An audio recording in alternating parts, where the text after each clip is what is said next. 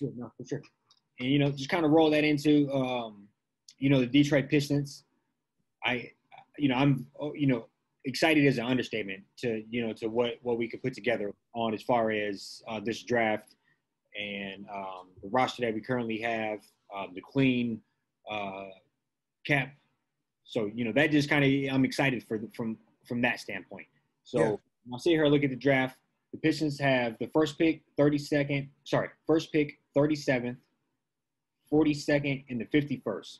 hmm I think obviously at the top of the draft, everybody says Cade. Would only being a couple weeks out, yeah. are you sold on Cade? Are you want to explore other people? Are you looking at some of the trades? What are your your thoughts on that? My thoughts on it are, I think we should go ahead and take him. I don't think there's anybody out there. I mean, you never know what could happen on draft night. I mean, you got a lot of guys like Damian Lillard. He's so-called like not happy with his situation.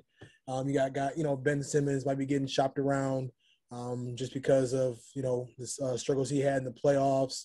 I'm hearing that Bradley Beal, you know, might be kind of looking to force his way out. I'm not saying that these players are necessarily interested in going to Detroit, but I just think we kind of have to see what offers are put on the table. But I would just like to be able to have Cade, just plug him in, struggle a little bit next year, maybe make the playoffs, most likely miss the playoffs, get another top 15 pick, try to be as active as possible in free agency. I believe after next year, that like Blake Griffin's like $29 million will be off the books or whatever they're paying him, which will be huge. Yep. That'll be, 30 some million in cap space that they still have. So I think that if they're able to I think they just need to continue to trust the process. You don't want to kind of trade away generational talents like that. I think they should need to go ahead and just be patient, just kind of see what they can do with these guys. 2 or 3 years from now is not working out. Okay, shake it up a little bit, but I mean, having two all rookie team players, got quite a few draft picks in this draft, and some solid draft picks. You got like, 2 draft picks in the early second round. Those are like a lot of like gems are at. So I think they should definitely just trust the process, just do what they can to build on what they have now.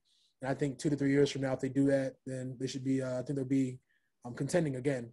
Yeah. Do you have any thoughts as far or any gems or anybody that you are eyeing at those mid-30s, upper 40s? I mean, I think kind of hometown kid. I mean, I'd love to see like Isaiah Livers. Think that'd be a great story if we were able to, steal him in the early to mid second round. I think he would just fit like what their team is kind of like, looking for. Me feel like that Detroit culture. Played right down the street at Michigan. Yeah, can guard like the 1 through the 3, maybe even the 4. Can play like the 2 to 3, maybe a little bit of the 4. Think he's got like that good versatility. We played at school for 3 to 4 years. I believe he was there for 4 years. So I mean, he's just got a lot of like experience under his belt from college. So I think that'd be my my potential gem, or that'd be somebody I kind of want them to maybe take a peek at if he's still there. What about you? Yeah. So I guess I'm gonna start back at the top of the draft, and I would say I second a lot of the stuff what you said about Cade. I think I'm 95% sold on Cade, 5% Jalen Green. I'm being perfectly honest with you. I do like him a lot. I think he can just score. I think I watched a couple of his highlights from G League. I think he did score, but I think you roll with Cade. Cade Cunningham, I think that's going to be a great fit for the Pistons. So you roll with him, plug him in. Playmaker, can shoot the 3, can defend. He didn't average that many assists, but I read all these articles that said that that's not really what they asked him to do in college at all, and that he could potentially, he's not a passer. He just wasn't asked to do so. So, I think when you consider all of that, even though we did get a point guard last year, and they want him to be kind of the point guard, I think you just gotta roll with it. You got to take best available player, and if you can get a guy that can shoot he shot 40% from three in college. If you can shoot anywhere near that in college in the NBA, you can be off guard and stand there and still make when you have to. But if Killian Hayes is what we think he is, and if not, he can step into the main ball handler role and go from there. So that's kind of what I think on the first pick. On those, I have a couple people I really like for the 37, 42nd, somewhere up in there. Do you remember the kid Jason Preston from Ohio University? I do. Yeah. Yep. I've been seeing him in the mid 30s. Sometimes he's in the 40s in mock drafts. I looked at a couple mock drafts. If he's there, I would definitely consider getting him. Yeah. They got him listed as a shooting guard. He can just score, and then you can never go wrong with a dude that I think could just come in and get buckets. I can't imagine him not being able to score and produce in the league. So he's like a poor man's Cade Cunningham, pretty much. I mean, their game is very similar. I remember watching him. If I'm not mistaken, they beat Virginia in the first round of the tournament. He played like point guard the entire game, played point guard very comfortably against a Power 5 team that's known for like defense, just like smothering people. So I think that's a really good call. I'd like to see. Yeah, I think if you let's say Cade hits anywhere like you think, and this kid can be good along with what you have, then you have something. Then you really have firing power. You can hit threes off the bench. Starting to hit threes. You're stretching the D. But I really like that pick a lot. Another player, just a Big Ten guy. I'm not sure. I think it's just worth the risk. And I would say Luka Garza. I would say you got to get a big guy. He can shoot. He can has a little bit of a low post game.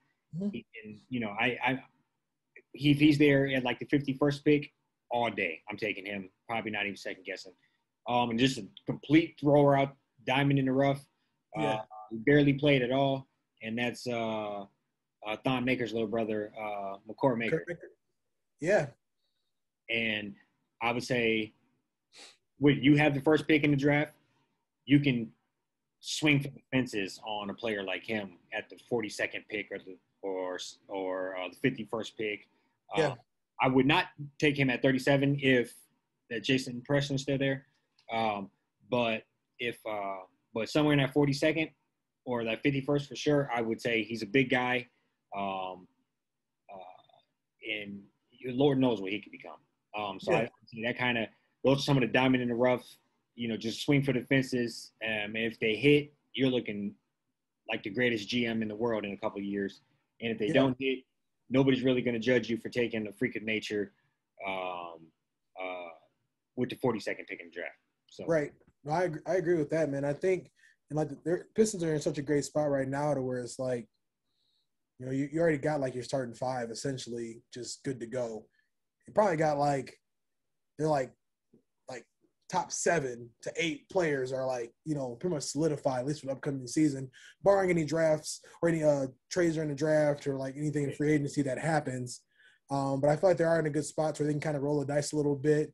I do love that, going for like a 4-year guy, second round, somebody that's going to, footwork's going to be there. Ability to score is going to be there. Like a player like Luka Garza, we saw what he was able to do in college. And I think he could have a solid career. I mean, that's, I wouldn't be mad at, taking that type of gamble.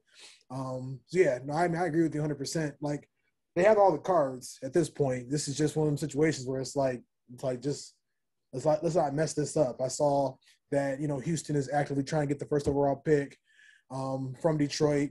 Cade is from Texas, so it'd be, perfect situation for him to be in Houston, things along those lines. So I just hope that they can hopefully they're in that, having those conversations now where it's like, okay, we just gonna build this thing bottom up, and not be trying to take all these risks. And, there's not one person I want on the Houston Rockets to be in Detroit at this point in time.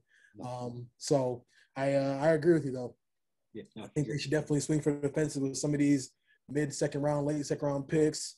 If they don't work out, cut them or ship them off in a trade to try to get, some more help, some other pieces in order to become competitive again in the East. I agree. And I think that's that's a wrap for this podcast. Thanks for tuning in. We're gonna try to be back at you again soon. That's the Unranked Podcast. Peace. Absolutely. Till next time, guys.